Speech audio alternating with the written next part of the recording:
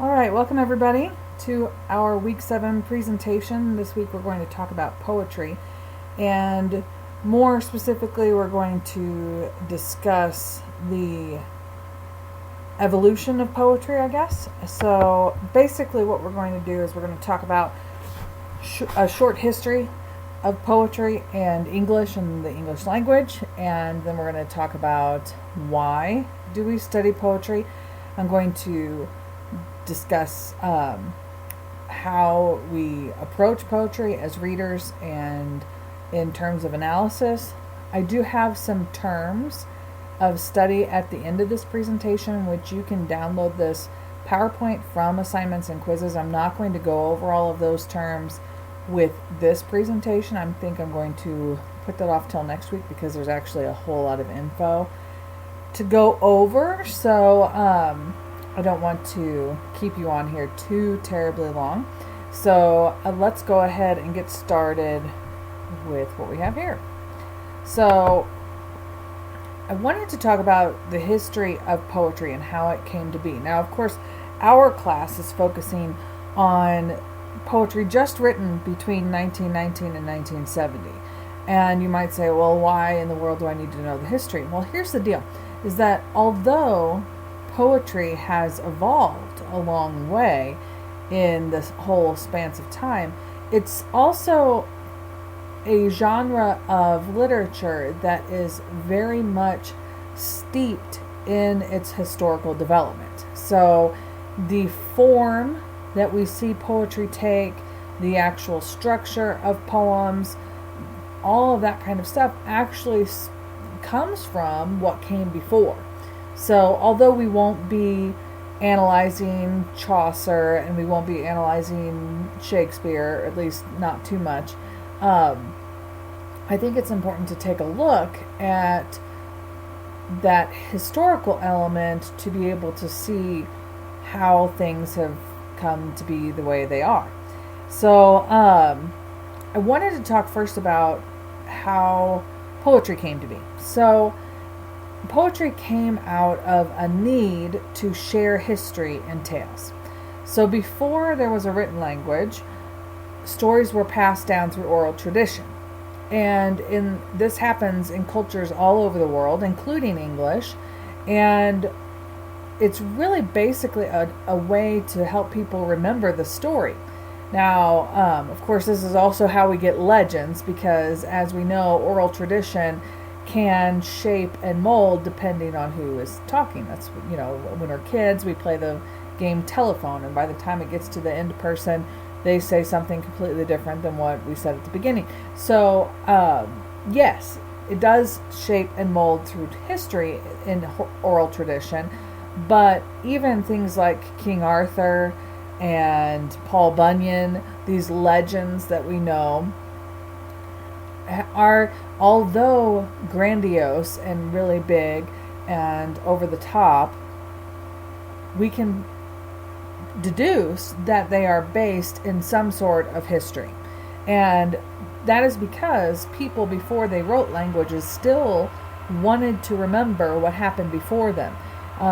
What happens before us from generations back shape who we are as people. And that's one of the things we're talking about in terms of studying the years of 1919 to 1970 in writing, because it helps us understand our past so that we can understand ourselves and our current time, our current culture. And it's the same kind of thing with oral tradition. People wanted to know what happened before them, and so they would pass these stories down. Now, they did so through song, and that's really where poetry came into play. So the bard was a storyteller, and they were charged with preserving the history and culture of a region. Bards were often employees of a regional leader, so they get paid for what they do. And really, they were requested. That is a very light term for it. But they were paid to sing the praises of the leader. So this is where we do get that grandiose element and where legends come from, because obviously, a leader that's having someone sing about how great they are would want to hear songs that say how great they are. So there might be some embellishments going on. And this is where we get the story Beowulf. Beowulf is the first story that we have written down in English, and it was the written form of an oral tradition. And so, and it's basically the praises sung about a leader, which is the main character in the story. And Beowulf is a very long poem written in Old English. And a very long poem that is narrative, which is a story, is called an epic poem. And there's numerous examples of epic poetry, but this is the first kind of poetry that we have. And this is beyond just English. We have epic poetry in Greek culture, epic poetry in Roman culture. So we know that this is a type of storytelling that is common in many different cultures, and it really is a derivative of that bard, of the singer that tells the oral traditions. And so this is just basically the oral tradition written down. And if you're writing down lyrics to a song, it looks like a poem. So usually they tell a story of a hero. And we have examples like King Arthur, Beowulf, Gilgamesh. More recent things, John Milton's Paradise Lost is considered an epic poem. If you've read it, if you haven't, it's a very classic poem written by John Milton, and it's about the fall of Satan and his minions, and it's a very interesting read. I would even say in that particular poem, some people might think I'm crazy, but I'd even say that Satan is actually the hero of the story, which is interesting. But with that said, epic poetry is a narrative poetry, so it tells a story and it's very long. And there's other different types of things that go along with it, but basically, traditionally speaking, this is where you take an oral tradition and write it down. Now, I'm going to get all Englishy on you. This is kind of a pet peeve of mine, and I thought that I'd cover it just because, we're in literature class, so it's important to know. Because we are, although reading poems that are more modern, the language and vocabulary may be elevated or different than what you're used to. And, of course, I'm sure you're all familiar with William Shakespeare and several of the plays that Shakespeare has written, because I know that high school students read Shakespeare. That's what they do. We're not going to spend a lot of time on Shakespeare in this semester, but you might hear people say, or you might have said it yourself, hopefully not, that, I don't understand Shakespeare because it's written in Old English. Well, that is not the case. It was not written in Old English. Old English happened way before Shakespeare was ever born. In fact, 400 AD is the estimated time of when English came to be. And Old English spans from about 400 AD to 1066. And basically what you have is a different language. Old English is the ancient form of English spoken in the British Isles. So it's not Gaelic, it's not Celtic, it's not Norse, but it's a combination of the three and other type of tribal languages. So I have some examples, and I did study Old English when I was in college, but it's been a while, so hopefully I say this correctly. If not, you won't know anyway. No, but I could kind of read it. So it says, Gaeva a Virdswe Hiosil. Okay, did that make sense to you? Most people would say no. I would think not. But it basically means fate goes ever as it must. It's a quote from Beowulf, and you can see that it's obviously not English. I can't read that and go, oh yeah, I know that means fate goes ever as it must. No, it's actually just like any other foreign language, French, German. We can't just read it and know what it means. So Old English is very much a different language. It has different letters. It has different pronunciations. So it's definitely something that is vastly different than what we know now. Now, Middle English is kind of the in-between, and this is where we get into Chaucer. If you have heard of Chaucer, awesome. If you haven't, this is a very famous Middle English writer, and he wrote the Canterbury Tales, and that is a group of stories and poems about a pilgrimage and all the people that went on the pilgrimage, and some of it's rather funny and some of it's rather bawdy in humor, so it's interesting. But Middle English is kind of that transition period between 1066 and 1485. Now, I will tell you, this is the deal, is that England, or the British Isles, is an island or group of islands west of the European continent. And being an island, it was influenced by lots of different cultures, because lots of different cultures decided to try to come into the island, invade it at some point, but people, migrated there and ended up settling there. So you have a group of many different languages coming together with the tribal languages of the people that live there, and that influences the way that the language is developed. So, of course, we have Gaelic and Celtic, which are kind of those two languages that we associate with the British Isles, kind of a derivative of an Irish dialect. But Gaelic and Celtic are highly influenced on that Old English element. And also Norse languages, so you think Vikings. Yeah, so Vikings invaded England, and before it was ever England, and so their Norse language also influenced the development of English. And so you have this kind of Germanic, Norse, and also Celtic language all coming together, because all these people that speak different languages are coming together, and then they start speaking to one another, and something else happens, and that's how the language is developed. And then in 1066, and this is why 1066 is the date that they put in for Middle English, the Norman invasion happened in 1066. So that's when people that lived in Normandy, which is northwestern France, invaded England.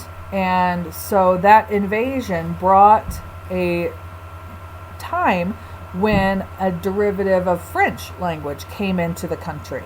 And so you have this Germanic type of language going on, and then a more Latin-based language also came in, and they start melding and meshing and that kind of stuff. So that's where we have the Germanic type of languages going on with English. We have a Latin-based connection in English, and also a Greek-based, because French is generally called a Latin language, but yes, it has some Greek influence.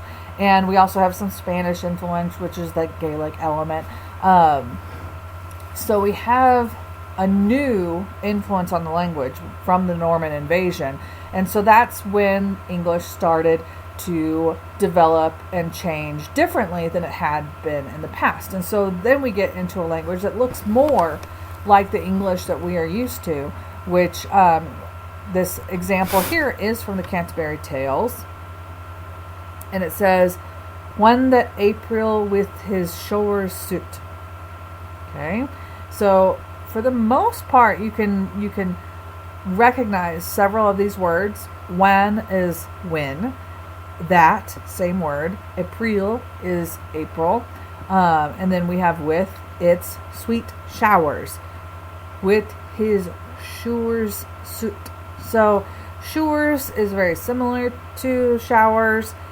Soot, not so much. It's kind of like sweet, but it's similar, not exactly like modern English, but it's very similar. And for the most part, you could probably take up Canterbury Tales written in Middle English and read it with some level of understanding, although there will be words that you won't recognize. And then, of course, then we move on to early modern English. And this is the language of Shakespeare, the language of the King James Bible. So this is the language of works that you would recognize and read in a normal English class.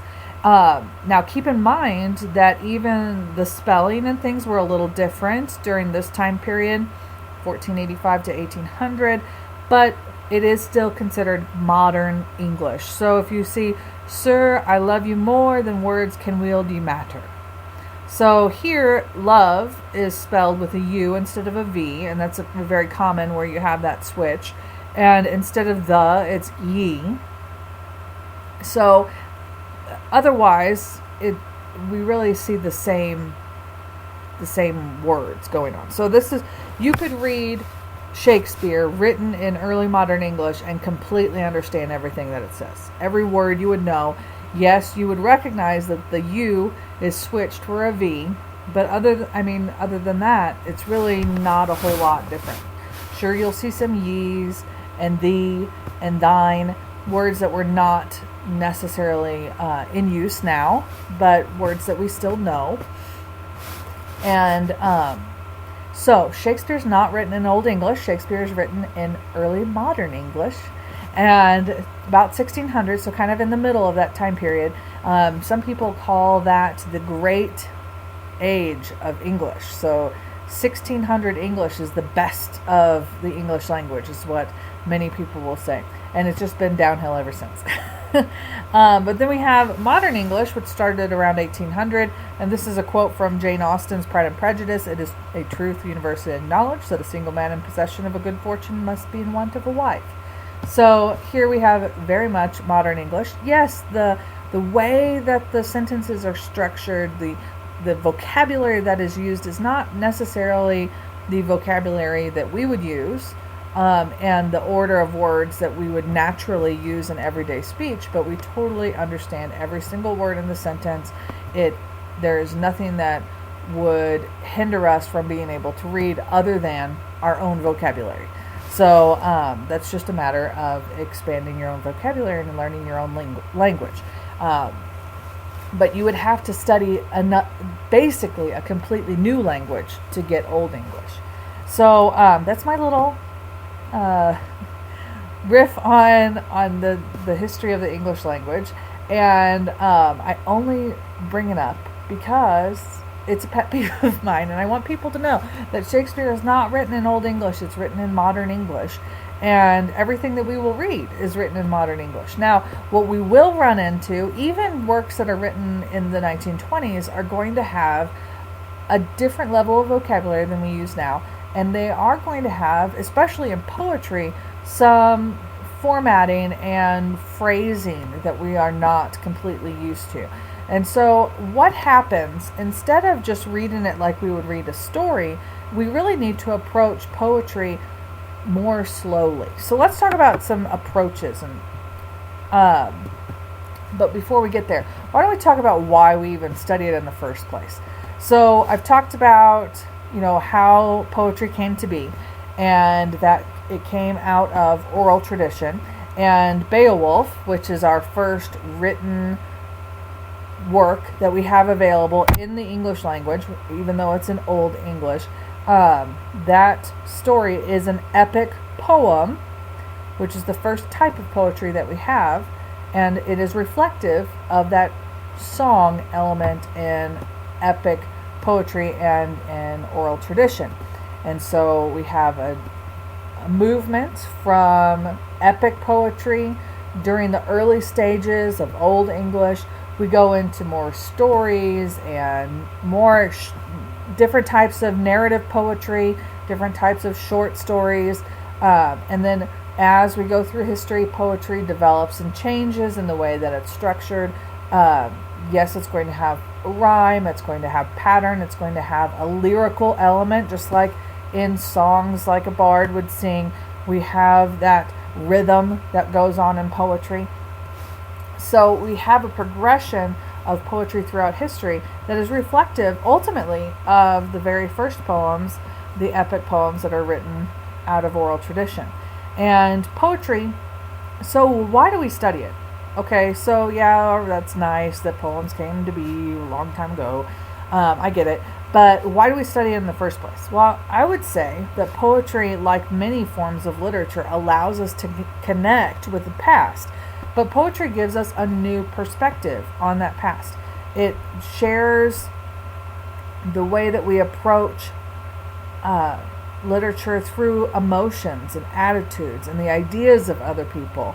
And we can connect to them on an even more personal level. It also helps us expand our vocabulary and approach language in a new way. It makes us think, which I think is important when we look at literature. Poetry is more subjective than fiction, so that means that it is up to interpretation even more so than fiction is, and it makes us look at things deeply. So poetry often has the words that is written on the page, but it also has the words that are implied. So a meaning that lies underneath what is written on the page. And it is our job to analyze those things and to figure it out. It's like a puzzle that needs to have an answer. Although I would say that the answer could be several different types of endings to that puzzle. And of course, it encourages creativity. So if you read great poetry, perhaps you will write great poetry. But it encourages you to think creatively also. So diving deeply into the meaning behind the words and looking at the different literary elements within a poem and how an author uses those literary elements and what does that mean and what does that say about that poem. It's creative thinking. Critical thinking is creative thinking. And I found this really fun website that talks about poetry and why we study it, and I thought it would be fun to share. So I have the link here, which you can download this PowerPoint presentation from Assignments and Quizzes. But this is by Robert Harris, and it says, "Is studying poetry useless?" And the first line says, "Whether as a student in literature class or as the teacher, you've likely heard someone say at some point, studying poetry is useless. We're never going to use it for anything. Why learn it?" And this website goes through several different types of responses, and I think it's kind of funny, in an intellectually funny kind of way. But we have the philosophical answer, we have a pragmatic answer, the hermeneutic answer, we have a creativity answer. Then it gets really crazy. So then we have a brain train answer, analytical thinking, sarcastic answer, a fable to answer the question.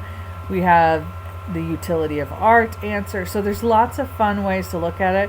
I thought it might be fun to read the sarcastic answer because I'm kind of sarcastic and I think that stuff is funny. So it says, "Congratulations and condolences. Congratulations for being able to see into the future for the rest of your life."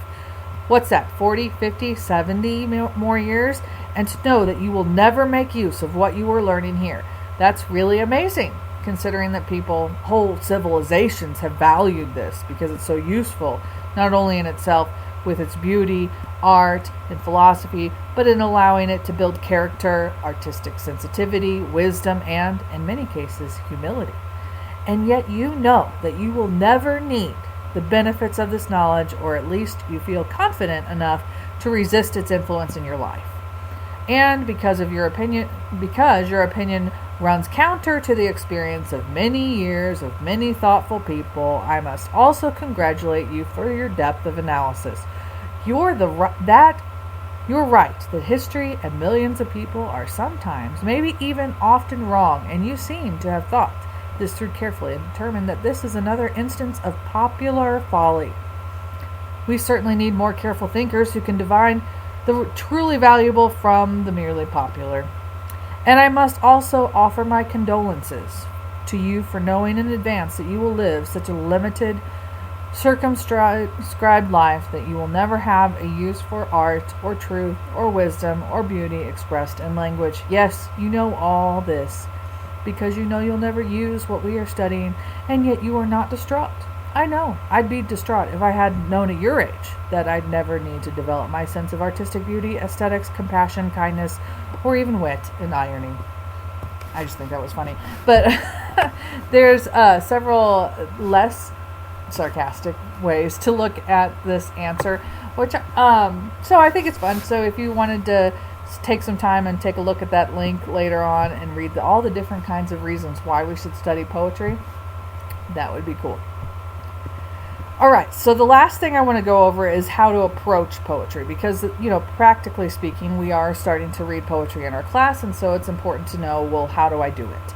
And so approaching poetry, first things first, poetry is meant to be read aloud. Dun, dun, dun. This might prove to be rather awkward for you if you are sitting in a classroom with lots of other people on computers and you're supposed to read this out loud. I suggest that you do this at home with your door closed. However, if you would like, and if you have the ability to sit with other classmates that are in this class with you and read the poetry aloud as a group, that would be awesome. I know that doesn't happen as often in online classes, but some of you do go to the same school. So if you have a chance, you can read poetry aloud to someone else, and that actually creates an even better environment for poetry, I believe. But it's meant to be read aloud because poetry is, like we mentioned earlier, lyrical. So the use of language and pause and space and alliteration and the way words move together is important to the way that the poem presents itself. So the rhythm of the poem, the rhyme of the poem, if there's a rhyme, all those things are enhanced by reading aloud. Also, it makes you slow down. Reading aloud is much slower than reading in your head. And unless, really, generally, we read faster when we read to ourselves than if we read aloud. And poetry should be read slowly. Not saying that you have to be really slow when you read. No. But it should be carefully read. And so slowing your gait down as you read would be helpful. Keep in mind that when you approach a poem, the line breaks and stanza breaks are pauses. So if you come to the end of a line, don't just continue reading to the next line. Give a little pause like you would if there were a comma or something like that. And then when a stanza breaks, so that's a group of lines. When there's a break in a group of lines and they start a new group of lines, there should be a longer pause, like at the end of a sentence. Even if the poet does not include punctuation marks at the end of lines, you still should pause when you're reading aloud. And adding those pauses affects the way that the poem is presented. It's just like if you were listening to a song. Songs have choruses, and songs have breaks, and they have pauses, and they have interludes of just music, and they have lyrics that go really fast and lyrics that go very slow, and the way that those things are presented change the perception of the song. And it's the same thing with poetry. Also, know that poetry is subjective. So whatever your classmates come up with in the discussion board may differ from your own opinion about a poem that we read, and that's okay because it's subjective. It's up to the reader for interpretation. Now, I will say that authors often have a certain meaning in mind, but the way that we approach poetry, the way we look at it, is subjective and reflective of our own experiences. And so, yes, your interpretation is going to be different than other people's, and that's okay. There's not one exact right answer to poetry questions, unless you're saying what word rhymes with what word and that kind of stuff. But in terms of understanding meaning and context, it is subjective. Poetry does not just have one format, so not all poems rhyme. Keep that in mind. There's free form, there's very short poetry, there's very long poetry. I've read a poem that was only one line long. I've read poems that are books long. So there's not just one format.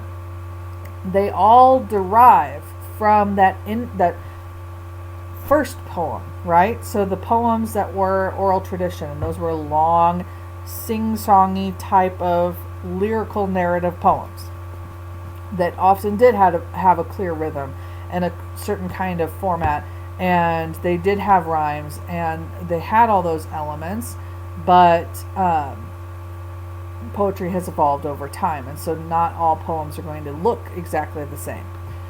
And then once you're reading the poem and trying to analyze it and look at it critically, I have some questions for you to ask yourself.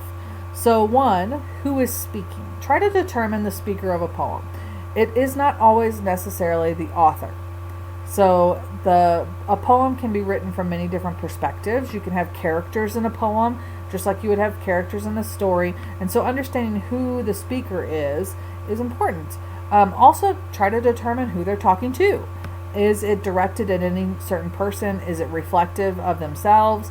Does it portray a mood? Is it a poem that is presented in thought or in emotion? Other things to think about: what are they talking about? So that actually is a question that a lot of people might ask of poems. What the heck are they talking about? Perhaps it is as simple as talking about a spring day, or something very complex that is more emotionally driven or thought driven. So what are they talking about? How is the scene being presented, or the person or the object, whatever is the point of the poem? How is it being presented? Whether that's rhyme, whether that's looking at the different textual things like the stanzas and the length of lines and the rhythm and that kind of stuff, but what attitudes are being projected. So not just what is being projected and how they're being presented, but also look at the attitude behind it. So we just read a sarcastic comment about why we should read poetry and how is it useful to us. And that attitude was very clear through the language, and that we can definitely get attitude from poems as well. And then think about, what should your reaction be? What is the anticipated reaction to the poem? Does the author want you to sympathize with the emotion in the poem or with the point of the poem? Does the author want you to rebel? Is there a call to action? What is the reaction that is expected of the reader? And is that reaction portrayed in the poem in some way? We get this a lot, we can very clearly see that patriotic kind of poems are meant to get us riled up and ready to fight for our country or something like that. So we have poems that are meant to get our emotions up and risen and ready to go, and we're ready to take action. And some poems are meant to be reflective and sad, or to remember a loss, or to look toward the future. So sometimes they have different purposes, and the purpose is the response that the poem gives to you. So with that, I'm going to go ahead and end this presentation. I do have several terms to go over, but we'll do that at a later time. But remember, ultimately, poetry is a creative expression. It's meant to be read slowly. It's meant to convey a feeling or experience that we can relate to in some way. And it's meant to be enjoyed, just like any other form of literature. It's meant to be on some level entertaining. So that's all I have for this week, and I look forward to seeing your interpretation of our first two poems. If you have any questions or concerns, please feel free to send them my way. All right, we will see you in the discussion board.